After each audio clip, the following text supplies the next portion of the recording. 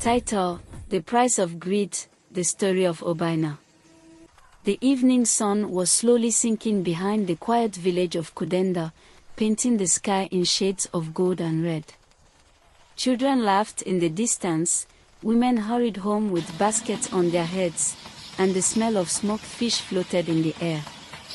But somewhere in that same village lived a young man whose heart had begun to darken long before the sun ever did. His name was Obina. Obina was the kind of man people admired at first sight: tall, handsome, and bold. Many said he had the looks of a prince, even though he was born in a tiny mud house with a leaky roof. His father was a fisherman who worked day and night on a quiet river, and his mother sold fish at the village market, smiling through hardship. They were poor, but they were honest. Obina, however, was different. As a child, he watched others wear nice clothes, ride fine cars when they visited from the city, and live a life he could only dream of. Slowly, something grew inside him, not hope, but greed. The only soft part left in Obina's heart was Amoka, a gentle girl with a bright smile who always believed in him. They dreamed of a future together, but dreams don't pay bills, and Obina knew that. Every time he looked at Amoka, he saw love, but he also saw a life he could not afford.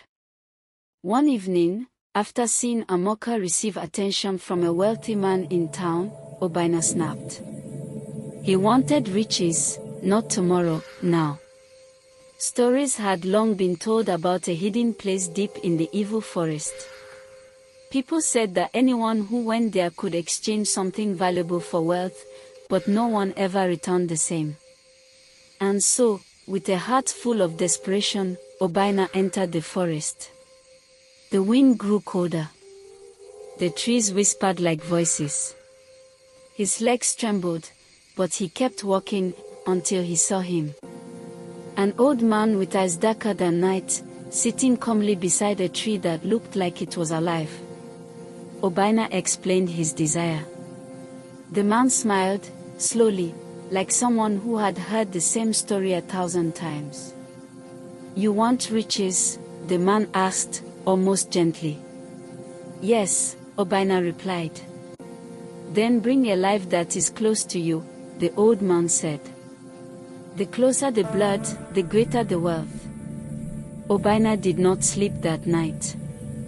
The old man's words haunted him like a shadow. A life that is close to you. There was only one person who loved him more than anyone in the world, his mother. And so, in the days that followed, Obina made the darkest decision of his life. He planned. He waited. He was blinded by the promise of wealth. But fate has a way of exposing the truth. Before Obina could carry out his terrible plan, a witness saw him try to lure his mother away. The village alarm was raised. People gathered. The truth came out like fire in dry grass. Obina was taken away in chains, and that same day, the old man in the forest was nowhere to be found, as if he had never existed. His mother wept until her voice broke. His father aged overnight. And Obina was sentenced to life in prison. Behind cold prison bars, Obina finally had time to think, time to regret, time to understand that greed gives nothing without stealing something greater. As for Amoka, the day she heard the news, her heart shattered. But life does not freeze for grief. She moved to the city, worked hard, and built a new life. There, she met a kind and successful man who treated her with the love and respect she always deserved.